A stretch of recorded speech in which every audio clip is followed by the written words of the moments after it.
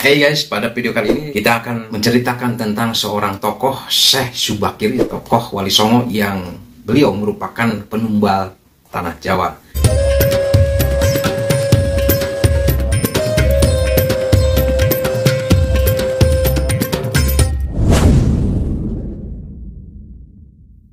Oke teman-teman semua, tentu kalian ada yang tahu siapakah Syekh Subakir.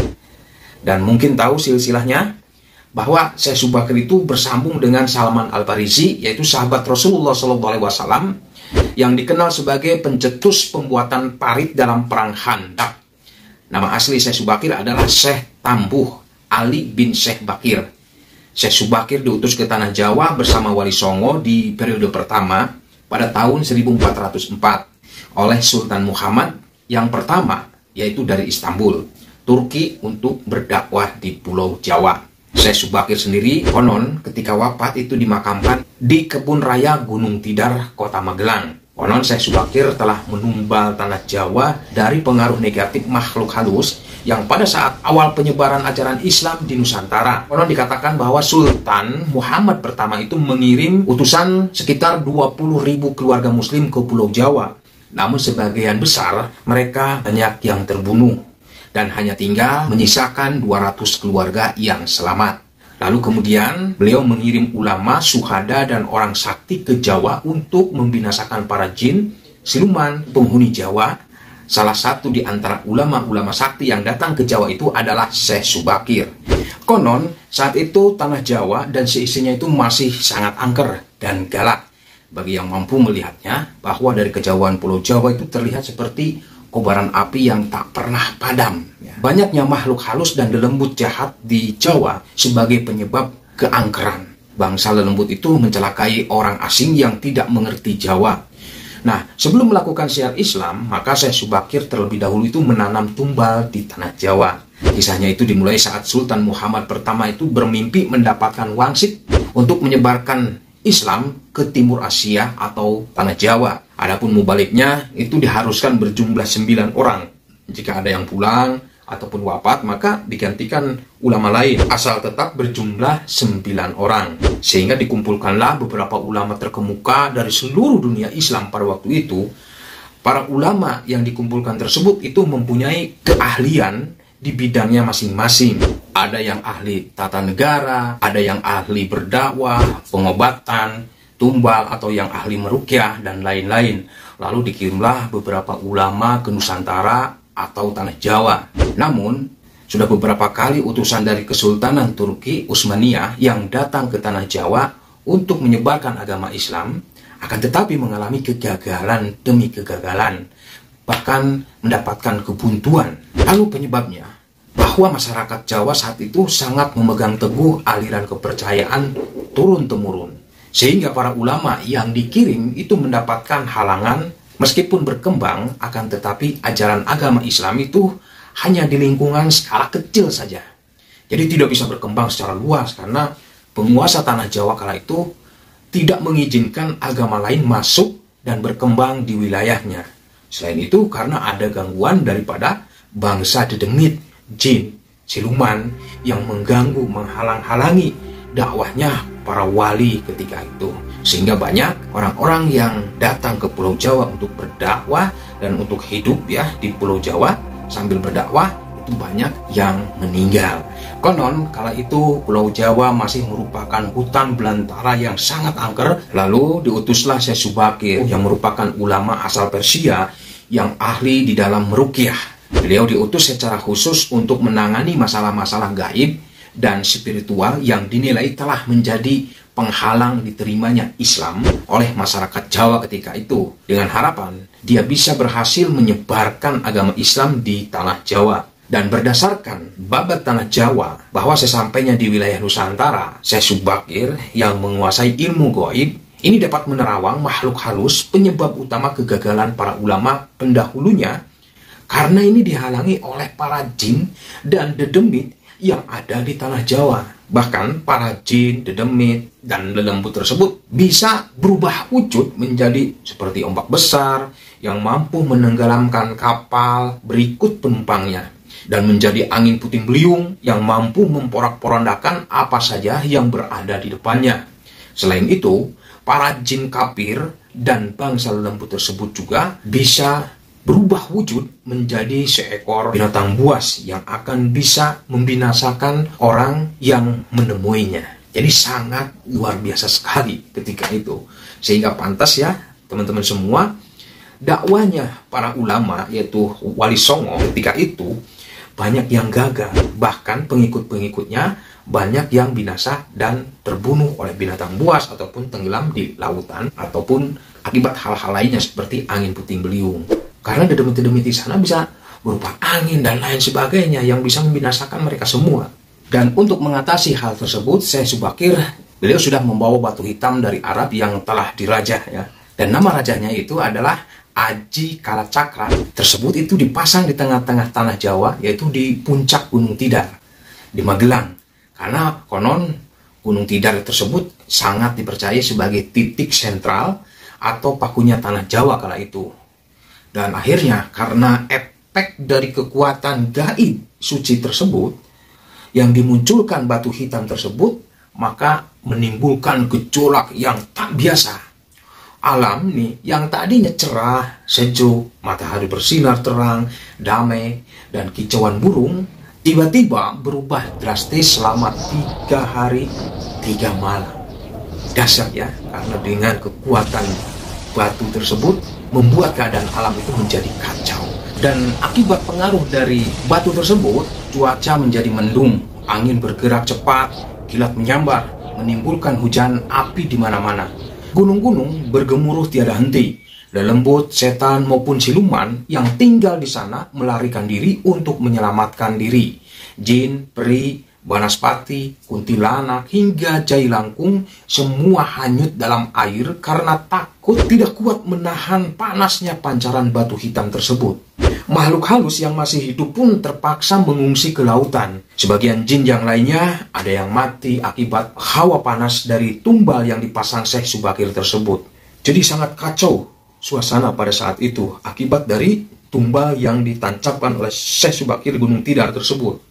Dan ketika melihat hal itu, konon penguasa tanah Nusantara, yaitu Sabda Palon, raja bangsa jin yang telah berusia 9.000 tahun yang bersemayam di puncak Gunung Tidar terusik. Nah, ini Sabda Palon. Kemudian dia keluar mencari penyebab dari timbulnya hawa panas bagi bangsa jin dan lelembut tersebut. Akhirnya teman-teman semua, Sabda Palon mencari Syekh Subakir, lalu Sabda Palon berhadapan dengan Syekh Subakir. Lalu Sabda Palon menanyakan maksud dari pemasangan batu hitam tersebut. Sang ulama kala itu menyatakan dia sengaja menancapkan batu hitam itu untuk mengusir bangsa jin dan lelembut yang mengganggu upaya penyebaran ajaran agama Islam di tanah Jawa yang dibawakan oleh para ulama utusan dari Khalifah Turki Utsmaniyah. Setelah terjadi perdebatan yang sangat panjang, akhirnya mereka segera mengadu kesaktian ya. Dan pertempuran antara keduanya itu terjadi selama 40 hari 40 malam yang membuat tanah Pulau Jawa saat itu berguncang keras dengan cuaca badai dan kilatan yang besar. Luar biasa ya teman-teman semua. Kita bisa membayangkan bagaimana pertarungan mereka ya. Pertarungan yang bukan hanya mengandalkan fisik semata, tetapi pertarungan yang penuh dengan ilmu kanuragan. Tentunya Syekh Subakir dia menggunakan doa dan meminta pertolongan kepada Allah Subhanahu wa taala dengan doa-doanya. Dan sementara Sabda Palon dia akan menggunakan kekuatan spiritualnya yaitu dengan mengandalkan alam, mendatangkan angin, mendatangkan air, mendatangkan api dan lain sebagainya.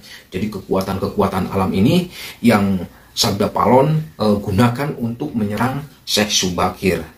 Sehingga dengan pertarungan tersebut terjadilah sesuatu atau keadaan yang sangat luar biasa sekali dahsyatnya. Bisa dibayangkan ya, cuaca yang mendung, akhirnya hujan, badai, dan lain sebagainya itu akan terjadi ketika itu. Karena ada pertarungan kedua tokoh yang sangat luar biasa tersebut.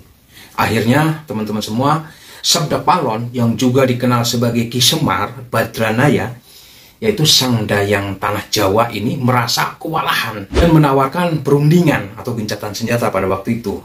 Hal itu dilakukan lantaran kesaktian wali utusan Allah yang memang tak bisa dikalahkan begitu saja. Lalu Sabda Palon mensyaratkan beberapa poin di dalam upaya penyebaran Islam di tanah Jawa. Isi kesepakatannya itu antara lain bahwa Sabda Palon memberikan kesempatan kepada Syekh Subakir beserta para ulama untuk menyebarkan Islam di tanah Jawa, tetapi tidak boleh dengan cara memaksa. Namun dalam Islam memang seperti itu ya teman-teman semua. Kita berdakwah itu hanya sebatas menyampaikan dan tidak memaksa orang untuk ikut masuk ke dalam Islam tersebut. Lalu kemudian Sabda Palon juga memberi kesempatan kepada orang Islam untuk berkuasa di tanah Jawa, menjadi raja-raja Islam. Namun dengan catatan bahwa para raja Islam itu silahkan berkuasa, namun jangan sampai meninggalkan adat istiadat dan budaya yang ada. Jadi itu persyaratannya. Boleh berdakwah, boleh berkuasa, tetapi jangan sampai meniadakan adat yang ada, yang sudah ada. Jadi istilahnya begitu ya teman-teman. Jadi kalau kita gambarkan, kalau dulu orang yang suka memuja ke pohon-pohon, bawa sedekah, yang tadinya dengan tujuannya itu memberikan sedekahan kepada roh-roh leluhur, dirubah itu caranya. Hanya untuk bersyukuran di situ. Kita dengan amalan-amalan Sunda, tapi tradisinya itu tidak dihilangkan ya. Seperti babarit, apa kan, itu tradisinya tidak dihilangkan. Cuman caranya yang dirubah gitu. Jadi Sabda Palon mempersilahkan untuk kembangkan ajaran Islam sesuai dengan kitab yang diakuinya. Akan tetapi biarlah adat dan budaya itu berkembang sedemikian rupa. Nah, syarat-syarat itulah yang akhirnya disetujui oleh Syekh Subakir agar dia menyebarkan ajaran agama Islam dengan tenang. Selain di puncak Gunung Tidar, lalu Syekh Subakir juga membersihkan beberapa tempat angker di tanah Jawa yang dikuasai oleh para jin dan makhluk halus lainnya. Nah, dalam versi lain itu diceritakan bahwa untuk membersihkan wilayah Gunung Tidar dari bangsa jin kala itu, diceritakan bahwa Syekh Subakir membawa senjata pusaka yaitu berupa tombak Kiai Panjang. Lalu tombak pusaka tersebut ditancapkan tepat di puncak Tidar sebagai penolak bala. Dan benar, tombak sakti itu menciptakan hawa yang sangat panas yang bukan main bagi para lelembut dan bangsa jin. Alhasil, penunggu yang berdiam di Gunung Tidar itu kemudian lari tunggang langgang meninggalkan Gunung Tidar. Jadi itu pengaruh daripada pusaka yang ditancapkan di situ. Teman-teman semua, sebagian pengikut Sabda Palon yang dari bangsa jin itu melarikan ke timur, ke arah timur. Dan konon hingga sekarang menempati daerah Gunung Merapi yang masih dipercaya gunung itu sangat angker sekali. Bahkan sebagian lagi anak buah Sabda Palon ada yang melarikan diri ke Alas Roban dan Gunung Serandil. Dan tombak itu sekarang masih dijaga oleh masyarakat dan ditempatkan di puncak Gunung Tidar dengan nama makam Tombak Kiai Panjang.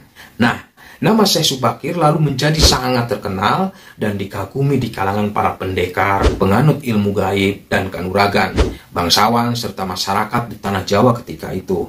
Sehingga mereka terkesan mendewakan sang ulama asal Persia tersebut, yang akhirnya untuk melepaskan kepanatikan masyarakat terhadap Syekh Subakir dan untuk menjaga akidahnya umat Islam, maka Syekh Subakir dipulangkan. Ya, tapi menurut cerita lain bahwa di sana juga ada makamnya Syekh Subakir di situ. Tentu bagi kalian yang lebih tahu, lebih paham boleh komen ya. Jadi teman-teman semua, kepulangan Syekh Subakir yang pulang ke Persia berlangsung ketika tahun 1462 Masehi. Dimaksudkan untuk agar kepanatikan tersebut menjadi runtuh dan masyarakat kembali kepada tauhid yang benar ya. Selain itu juga tugas utama Syekh Subakir untuk membersihkan tanah Jawa dari pengaruh negatif makhluk halus itu sudah selesai. Selanjutnya setelah Syekh Subakir wafat, maka posisinya itu digantikan oleh Wali Songo yang lainnya, yaitu Sunan Kalijaga. Sabda Palon itu identik dengan Semar ya, namanya Semar. Itu di dalam lakon Mahabharata versi Jawa.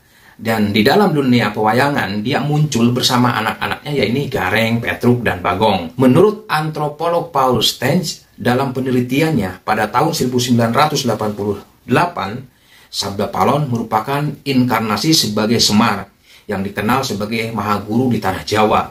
Mereka adalah titisan dewa dari kayangan yang sengaja turun ke bumi menjadi panakawan atau kawan yang paham.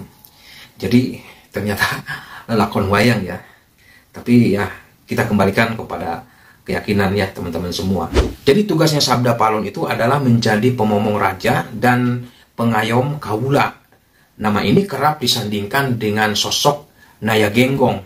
Keduanya senantiasa hadir mengiringi pemerintahan raja-raja Jawa di masa Hindu-Buddha.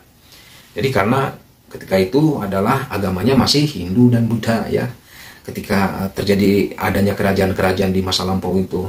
Nah, untuk diketahui bahwa Sabda Palon dan Naya Genggong itu sebenarnya bukanlah nama asli. Akan tetapi gelar yang diberikan sesuai dengan karakter tugas yang diemban. Dalam serat Darmo Gandul bahwa Sabda Palon diartikan sebagai kata-kata dari namanya. Nah, teman-teman semua, cerita ini kita akhiri sampai di sini aja dulu. Konon dikatakan bahwa kejadian adanya bencana alam, gempa bumi, apalagi ini akan dihadapkan dengan gempa bumi megatrust, terus kepindahannya ibu kota IKN dan lain sebagainya, ada berkaitannya dengan Sabda Palon. Untuk menceritakan hal itu tentunya membutuhkan durasi yang lebih lama lagi. Untuk itu, bagi kalian yang ingin menceritakan tentang hal tersebut, boleh komentar ya, atau mungkin gimana ya baiknya gitu menurut teman-teman semua, karena ini sangat menarik sekali ya ceritanya. Oke, terima kasih ya teman-teman semua yang sudah menonton video ini sampai selesai ya, sampai akhir. Saya ucapkan banyak terima kasih dan saya akhiri. Wassalamualaikum warahmatullahi wabarakatuh. See you next time. Dadah.